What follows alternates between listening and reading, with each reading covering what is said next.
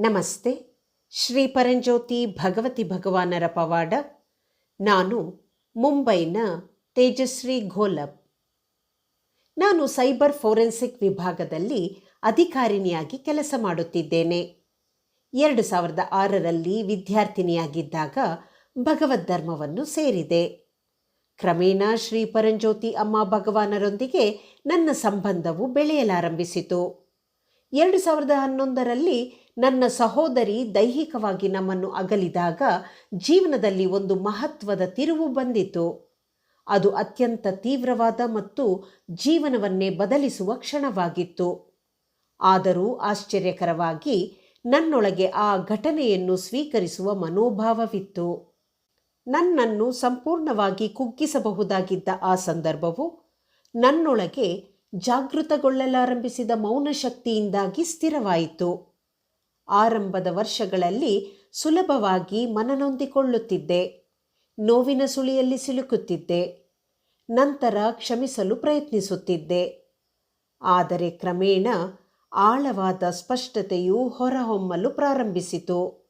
ಅನುಭವಗಳಲ್ಲಿ ಕಳೆದು ಹೋಗುವುದರಿಂದ ಅವುಗಳ ಬಗ್ಗೆ ಅರಿವು ಮೂಡುವ ಕಡೆಗೆ ಬದಲಾವಣೆ ಉಂಟಾಯಿತು. ಶ್ರೀ ಅಮ್ಮ ಭಗವಾನರ ಬೋಧನೆಯನ್ನು ಜೀವನದಲ್ಲಿ ಅಳವಡಿಸಿಕೊಂಡೆ. ತಕ್ಷಣವೇ ಅದರ ಪ್ರಭಾವವನ್ನು ನೋಡಲಾರಂಭಿಸಿದೆ.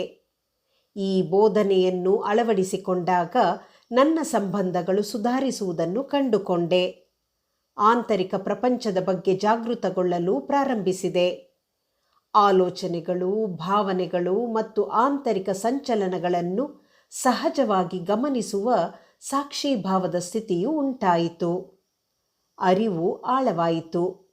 ಅದರೊಂದಿಗೆ ಆಂತರಿಕ ವಾಸ್ತವ ಮತ್ತು ಹೊರಗಿನ ಪ್ರಪಂಚದ ಬಗ್ಗೆ ನನ್ನ ದೃಷ್ಟಿಕೋನಗಳು ಬದಲಾದವು.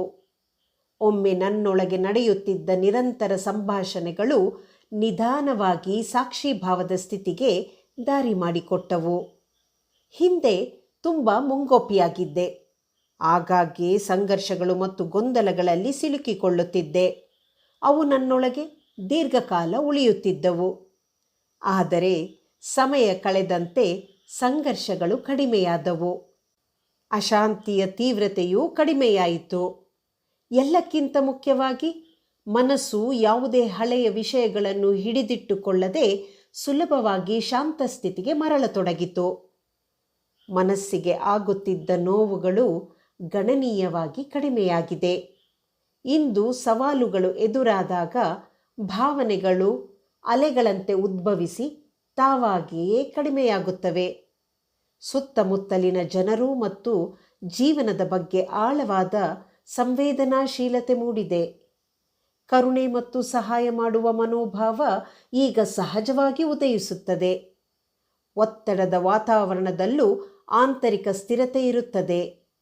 ಮನೆಗೆ ಮರಳಿದ ನಂತರ ಆ ಒತ್ತಡದ ಪ್ರಭಾವದಿಂದ ಸಂಪೂರ್ಣವಾಗಿ ಮುಕ್ತಳಾಗಿರುತ್ತೇನೆ. ಯಾವುದನ್ನೂ ಮನಸ್ಸಿನಲ್ಲಿ ಹೊತ್ತುಕೊಂಡು ಸಾಗುವುದಿಲ್ಲ. ಜನರು ಮತ್ತು ಇತರರ ಬಗ್ಗೆ ಸಂವೇದನೆ ಹೆಚ್ಚಾಗಿದೆ. ನಾನು ಆನಂದದ ಸ್ಥಿತಿಗೆ ಪ್ರವೇಶಿಸಲು ಸಾಧ್ಯವಾಗುತ್ತಿದೆ.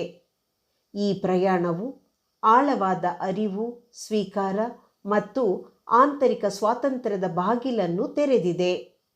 ಇದು ಪ್ರತಿಕ್ರಿಯಿಸುವುದರಿಂದ ಸಾಕ್ಷಿಯಾಗುವ ಮತ್ತು ಅನುಭವಿಸುವ ಕಡೆಗಿನ ಪಯಣವಾಗಿದೆ. ಈ ಪ್ರಯಾಣಕ್ಕಾಗಿ ಪ್ರಿಯ ಶ್ರೀ ಪರಂಜ್ಯೋತಿ ಭಗವತಿ ಭಗವಾನರಿಗೆ ಧನ್ಯವಾದಗಳು. ಶ್ರೀ ಪರಂಜ್ಯೋತಿ ಭಗವತಿ ಭಗವಾನರಿಗೆ ಜಯವೆನ್ನಿ.